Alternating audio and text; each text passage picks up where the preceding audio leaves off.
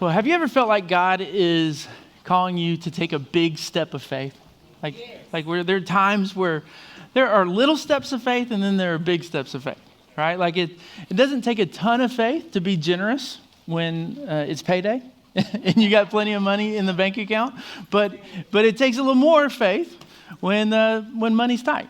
It doesn't take a lot of faith to sing worship songs in your car by yourself. But it does take a lot of faith to audition for the worship team, you know. It doesn't take a lot of faith to maybe encourage someone who's going through a hard time. But it does take a lot of faith to be vulnerable about your own struggles, right? Like, so there are always steps of faith that God is calling us to take. And some of them are big steps of faith and some of them are little steps of faith.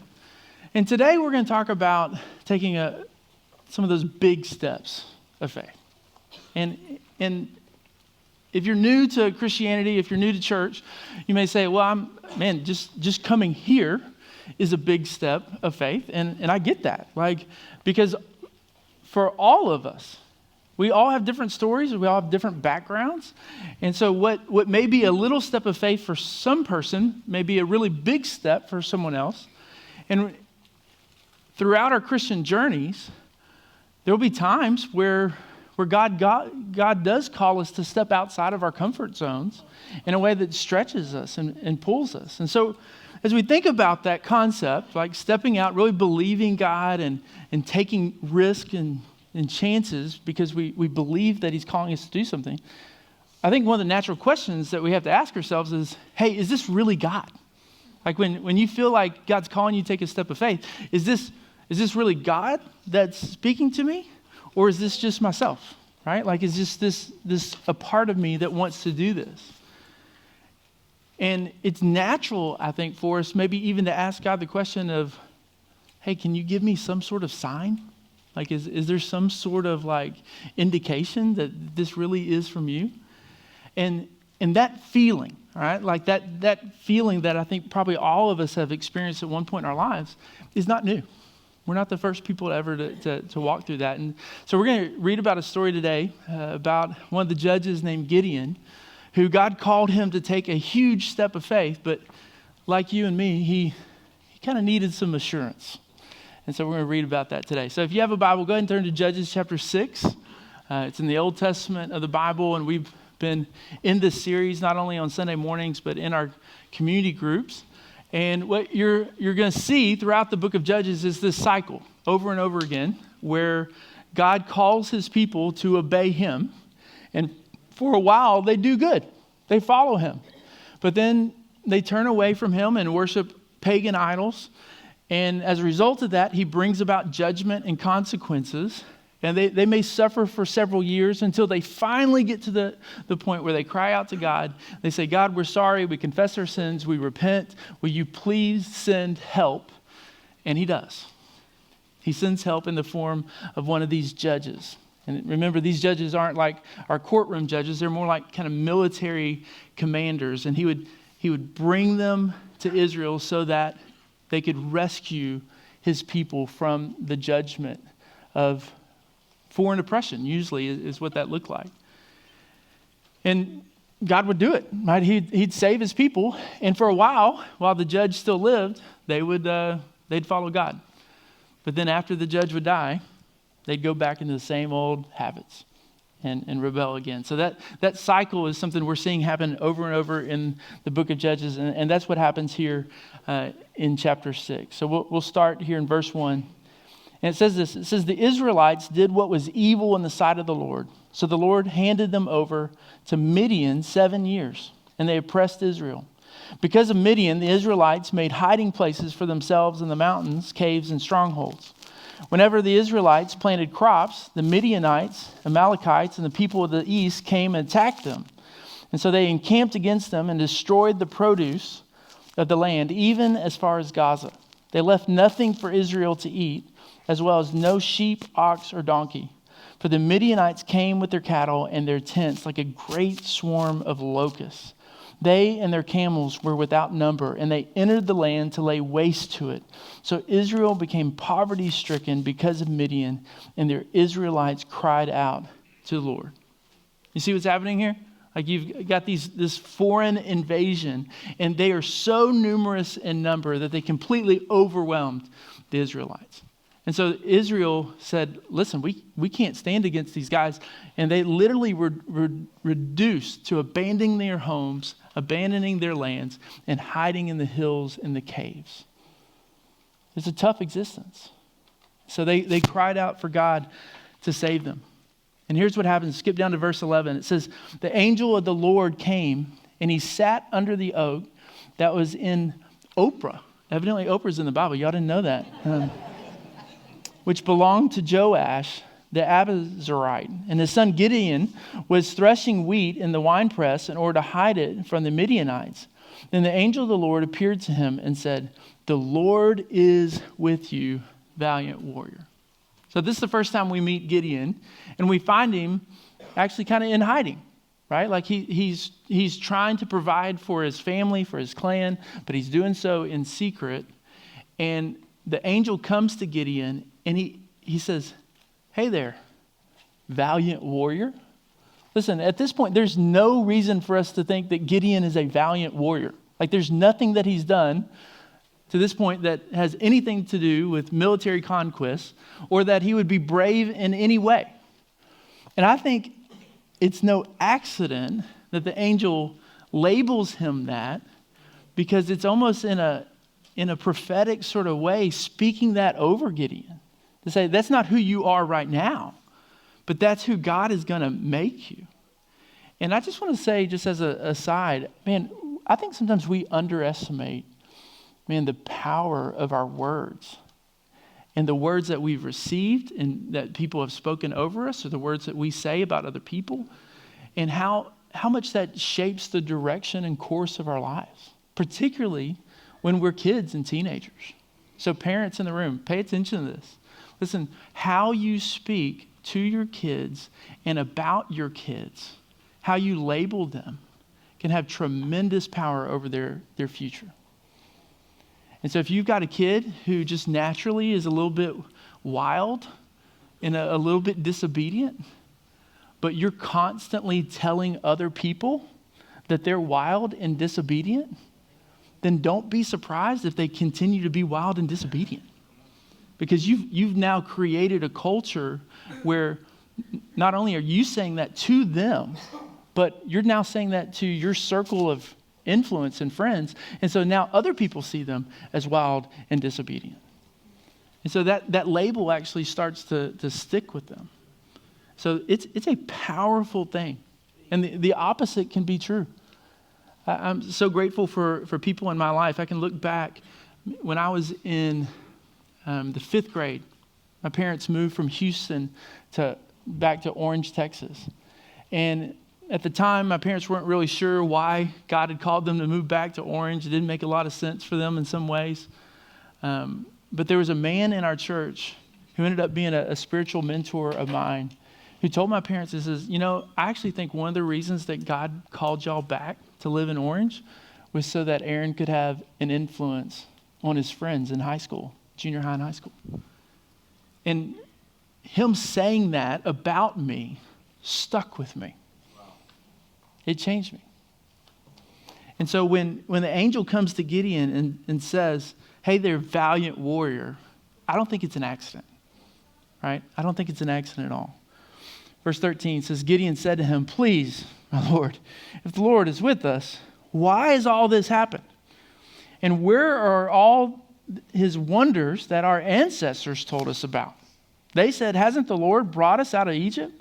But now the Lord has abandoned us and handed us over to Midian. So already a Gideon who is maybe not so valiant at the time is starting to make excuses. And the excuse he makes here is actually the theological excuse, which by the way, is a pretty common thing that people do, both in the Bible and in our lives today. That when God calls us to do something, instead of actually dealing with the issue that he's calling us to deal with, and we like to chase some rabbits. It's like the distraction. Y'all remember being kids in school, and when you wanted to get the teacher to not finish the lesson so you wouldn't have to take the test or get the homework, you'd start asking questions so that the teacher would go down the rabbit hole and distract. Y'all remember doing that? That's what he's doing here. He's like, yeah, but God has not been faithful to us. He did all this thing for previous generations. Why would he let bad things happen to good people? He's asking that question. I want you to see how the angel responds here. It says, the Lord turned to him and said, go in the strength you have and deliver Israel from the grasp of Midian. I'm sending you. You know what's significant about his answer there? Is that he doesn't actually answer Gideon's question. His answer is a command. And oftentimes when we cry out to God and say, hey, God, why are you allowing this to happen? Listen, God is not obligated to give us answers. In fact, the truth is that God has probably already answered our question in his word, and yet he knows that the thing that he actually wants us to do is just obey.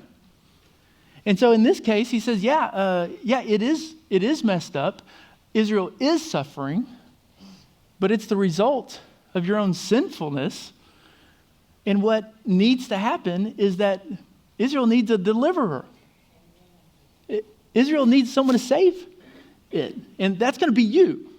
And so the angel doesn't feel the need to unpack that, but he says, listen, the answer to the problem of evil in the world is that God wants to use his people as his hands and feet to represent him to the broken world.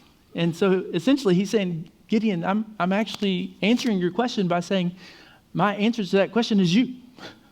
Like, you're going to do something about it. You're right. It is messed up. And I'm going to use you to do something about it. And verse 15 says, he said to him, please, Lord, how can I deliver Israel? Look, my family is the weakest in Manasseh, and I'm the youngest in my father's family. But I will be with you, the Lord said to him, and you will strike Midian down as if it were one man.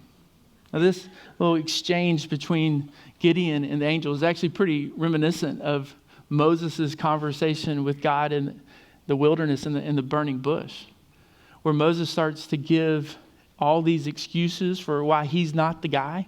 That's what Gideon's doing here. He says, listen, I came from a little small family. Who am I? Surely there's somebody else. And God says, no, it's going to be you. Verse 17, then Gideon said to him, if I have found favor with you, give me a sign. All right? Give me a sign that you are speaking to me. Please do not leave this place until I return to you. Let me bring my gift. I set it before you. And the angel of the Lord said, I'll stay until you return. So Gideon went and prepared a young goat and unleavened bread from a half bushel of flour. He placed the meat in a basket and the broth in a pot, and he brought them out and offered them to him under the oak. And the angel of God said to him, take the meat with the unleavened bread, put it on this stone, and pour the broth on it. So he did that.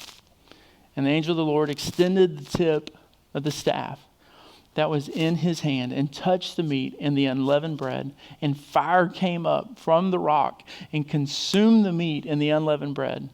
Then the angel of the Lord vanished from his sight. Now see that?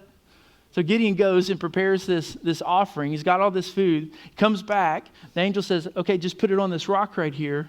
And then he just takes the staff and then all of a sudden it burns up and then he disappears. And Gideon's got to go in, well, that was unusual. So maybe that was God, because that doesn't happen every day, right? Like if you're waiting on a sign, surely that seems like a pretty convincing sign, right? Well, that's what you'd think, but Gideon still wasn't completely convinced. Verse 25 says, on that very night, the Lord said to him, take your father's young bull and a second bull, 7 years old. Then tear down the altar of Baal that belongs to your father and cut down the Asherah pole beside it. Build a well-constructed altar to the Lord your God on the top of the mound. Take the second bull and offer it as a burnt offering with the wood of the Asherah pole that you cut down. So Gideon took 10 of his male servants and did as the Lord had told him. But because he was too afraid of his father's family and the men of the city to do it in the daytime, he did it at night. Now, a couple of quick observations there. One is that Gideon must have come actually from a pretty prominent family. Even though he had given the excuse earlier that, hey, I'm just a young guy, who am I? We're a small family. Notice it says he had 10 male servants that he was immediately able to call. And he was nervous about his dad because his dad was a power player. His dad had influence and resources. But the second thing is as God is calling Gideon to ultimately set his people free, what he doesn't call him to do there is to start this big war. Instead, he says, go and cut down the idol.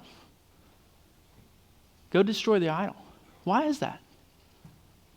Well, listen, guys, sometimes we look at the situations in our life, and if we're kind of practically bent, we may think, okay, in order to fix this situation, I've analyzed it, I've seen the problems, and we need to do this, this, and this.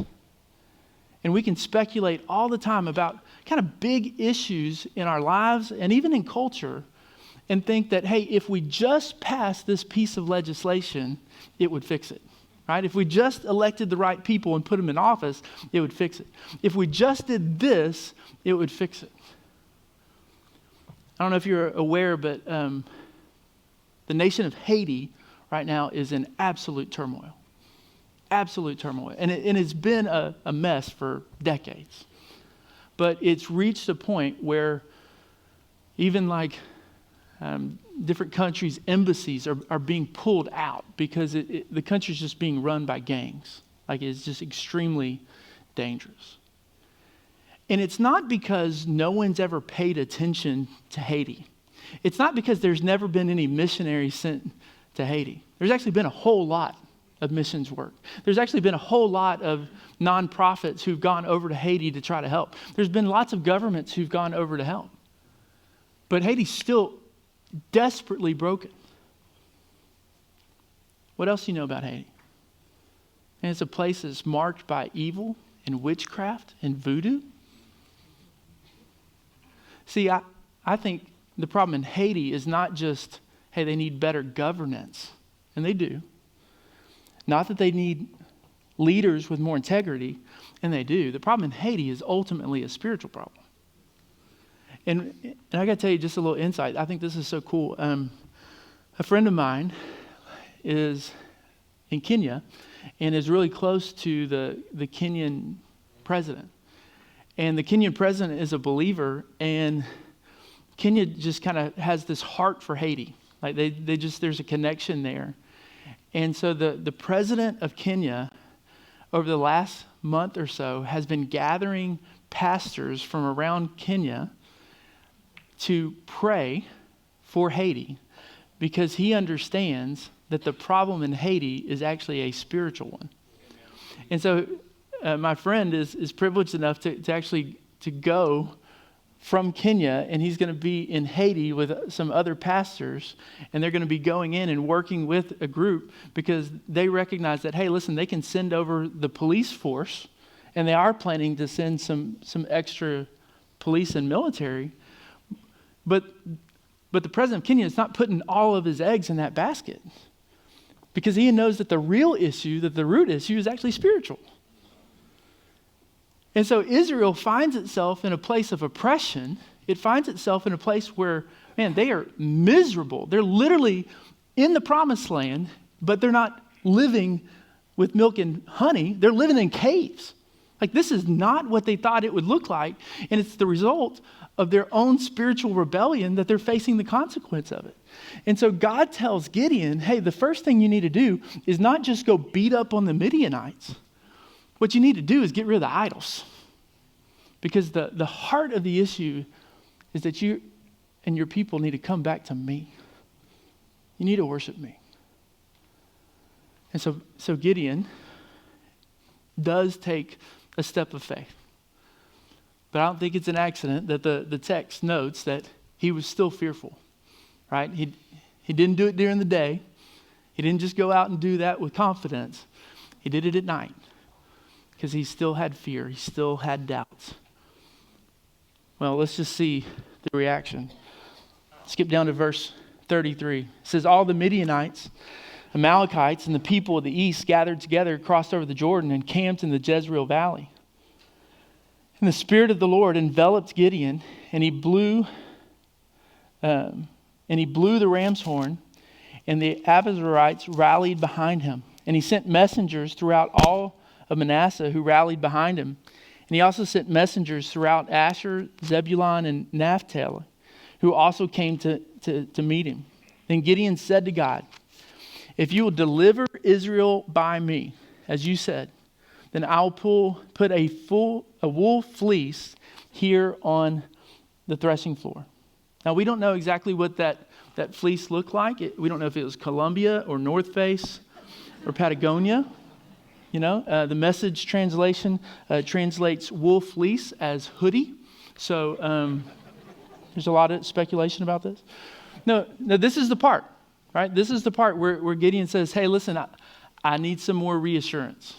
Before you're going to call me to do this, before I'm going to step into this, I need some assurance. And so he sets this deal up with God where he says this, if the dew is only on the fleece, right? If the fleece is wet, but the ground is dry, then I will know that you're the one who's calling me to deliver Israel by me, as you said. And guess what? And that's what happened. When he got up early in the morning, he squeezed the fleece and wrung dew out of it, filling a bowl with water.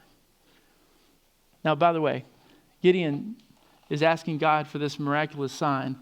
And sometimes when we read through Old Testament and even New Testament narratives, I think the tendency can be for us to think that what is described in the Bible is meant for us to be modeled, right? Like this is what we're supposed to do. And to be clear, I think this is an example where the Bible is talking about description. It's describing what happened. It's not prescribing that this is what we should do. That you don't have to go home, and if you've got a major decision, you don't say, hey, God, I'm going to put my fleece out in the backyard, right? Like that's not what this text is telling us to do. In fact, and I say this all the time, guys, about 90% of following Jesus is just doing the stuff that he's already told us to do in the Bible. Right? You don't have to pray about it. You don't need a miraculous sign. He's already told you. Just be obedient. Well, Gideon still had some doubts. Verse 39, Gideon then said to God, don't be angry with me.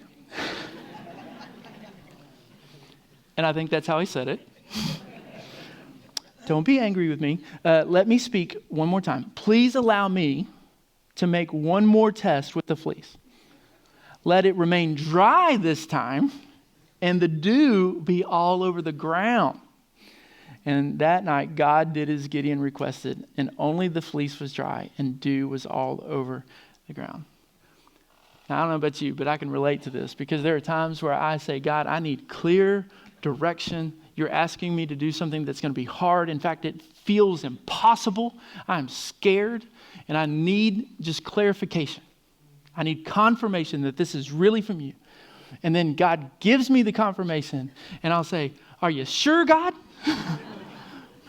Maybe some more confirmation, because I don't really like your answer, right? I was actually hoping for a different answer. I think Gideon was hoping for a different answer.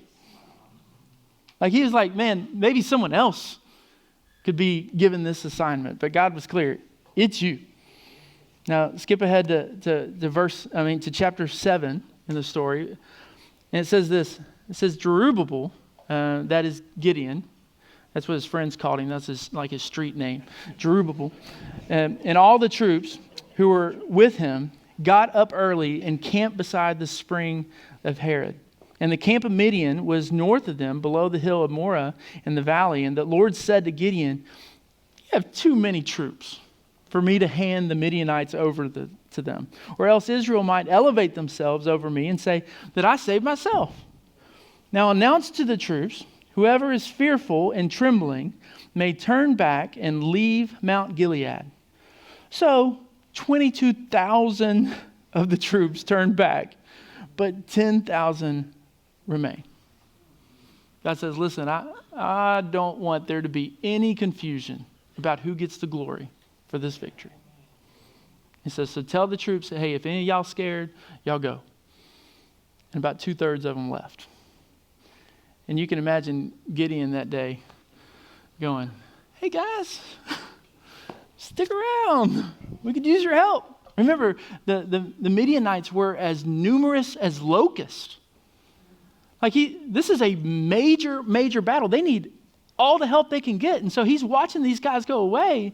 And he's like, all right, God. Then the Lord said to Gideon, there's still too many troops. Take them down to the water and I'll test them for you. If I say to you, this one can go with you, then he can go. But if you say about anyone, this one cannot go with you, then he can't go. So he brought the troops down to the water, and the Lord said to Gideon, separate everyone who laps water with his tongue like a dog. That literally, think about that visual, that he gets down on his hands and knees and puts his face to the water and starts to drink the water that way. And do the same with everyone who kneels to drink. Just observe how they drink the water and then put them in categories. And the number of those who lapped with their hands to their mouths was 300 men. And all the rest of the troops knelt to drink water. So why did God use that? Well, I want you to think about this. The men who actually took the time to bring the water up and to pay attention would have been pretty aware guys of what's happening, right? There's some wisdom there because they're not just like head down in the water. Like they're looking for the enemy. And he says, those are the guys. Those are the guys that you're going to take in battle. And by the way, it was 300 men. Right? This is Sparta, right? Like I'd love to see Zack Snyder make his version of the Gideon story in a movie. It'd be great. The Lord said to Gideon, I will deliver you with the 300 men who lapped and hand the Midianites over to you. But everyone else is to go home. So Gideon sent all the Israelites to their tents, but kept the 300 troops who took the provisions and their ram's horns, and the camp of Midian was below him in the valley. So I hope you kind of understand the scene here, right? So God's calling Gideon. Gideon doubts. He says, God, give me a sign. God gave him a sign. He gave him a sign. He gave him a sign. So it's very clear. Gideon has no excuse at this point. And then God says, okay, not only am I going to call you to do this, I'm going to raise the level of difficulty. So now, instead of it being some sort of kind of equal battle, I'm just going to give you 300 dudes against all these people so that it will be obvious that I'm the one who gets the glory. Right? I'm the victor. And look down at verse 15. It says, when Gideon heard... before that, let me fill a little bit in the story. So Gideon still, at this point, is nervous about it. Right? He's still nervous about it. And he actually tells Gideon, he's like, okay, go down to the camp and I want you to kind of spy. And so Gideon has this moment where he goes down and he listens. And ironically, the Midianites are scared of the Israelites. And he overhears this conversation where he finds out that they're scared. And hearing that conversation like filled him with confidence. Where he's like, okay, all right, they're scared of us. Let's see what's going to happen. And then verse 15, it says, when Gideon heard the account of the dream and its interpretation, he bowed in worship, and he returned to Israel's camp and said, get up, for the Lord has handed the Midianite camp over to you. Then he divided the 300 men into 3 companies and gave each of the men a ram's horn in one hand and an empty pitcher with a torch inside it in the other hand. He said, watch me, he said to them, and do what I do. When I come to the outpost of the camp, do as I do. When I and everyone with me blow our ram's horn, you are also to blow your ram's horn all around the camp. And then you will shout. You'll say, for the Lord and for Gideon. So it says, we're going to create a huge scene, right? You're going to be all around the hills. You're going to be spread out. Man, you got torches, you got ram's horns. And when the moment comes, I want you to yell out, remember the Alamo. Remember Goliath, right? Like this is the moment. He says, we're going to freak them out. And it works. Check this out. Verse 19 says, Gideon and the 300 men and the 100 men who were with him went to the outpost of the camp at the beginning of the middle watch after the sentries had been stationed. And they blew their ram's horn and broke the pitchers that were in their hands. Big commotion. And the three companies blew their ram's horns and shattered their pitchers. And they held their torches in their left hands and their ram's horns to blow in their right hands. And they shouted, a sword for the Lord and for Gideon. And each Israelite took his position around the camp, and the entire Midianite army began to run, and they cried out as they fled. When Gideon's men blew their 300 ram's horns, the Lord caused the men and the whole army to turn on each other with their swords. Right, just commotion. And they start freaking out, and they actually start to attack each other. And they fled to Acacia House in the direction of Zerah, as far as the border of Abel Meholah near Tabbath. And then the men of Israel were called from Naphtali, Asher, and Manasseh, and they pursued the Midianites. Now, they won a huge battle here, right? But the story's not over. Like, this was a big battle, and it struck a blow to the heart of Midian, but there were still so many Midianites that there were more battles to be fought. And so Gideon now leaves, having had this initial victory, and he starts to recruit other people to come to his side and say, hey guys, let's do this. Right? God is with us. Let's form an alliance and let's wipe these guys out. But as you read, you find out that, man, not everyone jumped in. And some of it may be that they didn't fully trust Gideon or believe in Gideon, but I think the bigger issue is that their hearts were actually aligned with the pagan gods. That they actually weren't that interested in driving out the Midianites and their gods because, man, they had fallen into it. But Gideon presses on, and God gives him an amazing victory. But before the total victory happens, you have this moment where the people say, hey, Gideon, you are an amazing leader. Like, you should be our king. Like, we should set you up as king. Like, we should make this like a permanent thing. And Gideon says, no, that's not for me. Check this out, verse 24. It says, then he said to them, let me make a request of you. Everyone give me an earring from his plunder. And now the enemy had gold earrings because they were Ishmaelites. And they said, we agree to give them. So they spread out a cloak, and everyone threw an earring from his plunder on it. And the weight of the gold earrings he requested was 43 pounds of gold, in addition to the crescent ornaments and ear pendants, the purple garments on the kings of Midian, and the chains on the necks of their camels. And Gideon made an ephod from all this and put it in Ophrah, his hometown. Then all Israel prostituted themselves by worshiping it there, and it became a snare to Gideon and his household. Now, an ephod was a fancy kind of priestly undershirt or undergarment. And this scene, if you think about the parallels between the story of Moses and the story of Gideon, this should actually look pretty familiar. And by the way, I don't know if you know this, but history tends to repeat itself. And you see the same cycles. Because Satan doesn't really have new tricks. He just repeats the same tricks over and over again. Have you seen that in your life? That the same temptations that bothered you when you were 20 years old still get at you when you're 30 and 40? Like, he doesn't really have new tricks. He just keeps coming back. And he knows that the people of Israel are prone to worshiping idols, and he gets at them at this point. I think what Gideon probably meant as maybe something good, that, hey, listen, we're going to celebrate God's victory and make some sort of memorial to what he did, ended up turning out ultimately for the opposite, for bad, and it becomes an idol that pulls them away.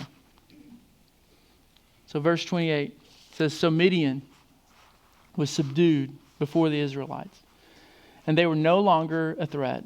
And the land had peace for 40 years during the days of Gideon. And Jerubbaal, that is Gideon, son of Joash, went back to live at his house. And Gideon had 70 sons. Let's just speculate that he had more than one wife. Pretty good chance. Gideon had 70 sons, his own offspring, since he had many wives. And his concubine, who was in Shechem, also bore him a son, and he named him Abimelech. Then Gideon, son of Joash, died at a good old age and was buried in the tomb of his father Joash in Ophrah of the Abiezrites. And when Gideon died, the Israelites turned and prostituted themselves by worshiping the Baals and made Baal their god. And the Israelites did not remember the Lord their God, who had rescued them from the hand of the enemies around them. Does that sound familiar? Same cycle. Same cycle. Every judge. It's the same thing. God sends a rescuer. He sets them free. They celebrate. And for a while, man, they stay faithful to God. But as soon as the judge dies, they're like, hey, you got any Baal idols around here? Like, man, we can put up a pole. And part of that is because a generation passes that didn't experience God's deliverance. They didn't experience God's judgment for sin. And they heard about it maybe from their parents, but they hadn't actually experienced what it was like to live in a cave. They didn't know what it's like. And parents, man, some of you in the room where your deepest longing is to prevent your kids from making some of the same mistakes that you made. And you try your best to communicate and to say, hey, listen, God's way really is the best way. And when I didn't follow him, here's what happened. And wise people will actually hear that and take it to heart. And they don't have to learn the hard way. But can I be honest? Most of us are not wise. Most of us are foolish people. And we have to learn the hard way. And you know how you learn the hard way? Consequences. Pain. And that's how God gets our attention. And it's not until we get to this place where we've hit rock bottom or we're starting to feel the consequence for our actions that we finally realize, hey, listen, God's way really is the best way. I have to turn back to him. What am I doing? Guys, this is the story of the gospel. Like this is an Old Testament story, but this is Christianity. And so if you're asking your question, like, why do we study this? Here's the answer. Like Israel, man, we are rebellious people who worship false gods. That we know better, and yet we don't follow him. We do the things we're not supposed to do, and we don't do the things that we're supposed to do. And when God calls us to do something about it in our lives, we're kind of like Gideon in that we often lack faith. Like we don't really believe God. And so we start looking for all these signs. It says, God, I will obey you if you do this for me. Man, I will obey you if you provide this for me. But listen, the truth is that God is not obligated to give any of us any sort of miraculous sign. Because he's already told us what to do. And so our obligation is just to obey. It's to trust him in faith and step out. And I wonder today if some of you are waiting on a miraculous sign. You're waiting on a miraculous sign when God's already been clear. Listen, I don't know what God's doing in your life, but I know that he can be trusted. That even when we are not faithful, he's faithful. His character never changes. And the same God who is present and active and faithful to Israel in their unfaithfulness is now present and active and faithful in us in the middle of our mess. And so when God calls you to do something, man, you can trust that he's going to live up to his end of it. And I know that can be tough, right? I know that discernment to try to figure out, hey, is this really from God or is this me? And that is important to discern. And that's why That's why we study Scripture. That's why we surround ourselves with Christian community and mentors and advisors to speak into that. And that's why we humble ourselves and we pray, seek God's guidance. All that is true. But once you get to that place where you're like, hey, I think this is God calling me to do it, at some point you just have to take the step of faith. And if you're waiting for this miraculous sign, you may spend decades waiting for it. Because it doesn't really work, the fleece thing. Like, you can try it when you get home. Man, send me an email if it works out for you. But probably not. Probably not. God's confirmation may come in less miraculous ways. It actually may come in much more common ways. But he can be trusted. So if you don't mind, just take a moment, just bow your head. I don't know what God's doing in your heart this morning, but for some of you, I really do believe that he may be calling some of you to take steps of faith. And if you've kind of been on the fence of that, you've been waiting on God to give you some sign, hey, is this really from you? Maybe the answer is not that you need some miraculous sign. Maybe you just need faith. Maybe you just need to step out and do the things that God has already told you to do in his word. And if it's in line with his word, man, if you've got wise counselors around you or speaking into that and affirming that, then that is the sign that you've been waiting for.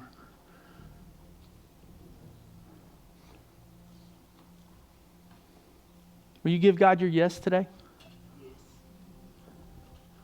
Yes, I'll do the hard thing you've called me to do. I'll step out in faith. I'll have the conversation. I'll write the check.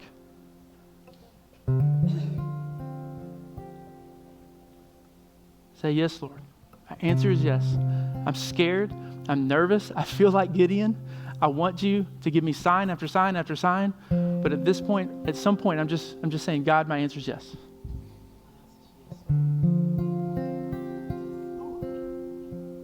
Heavenly Father, that's my prayer today. That we would be a church and a people who are known for our faith and known for our obedience. And God, help us to do the things that you've called us to do. And give us the discernment to know when it is from you. And the faith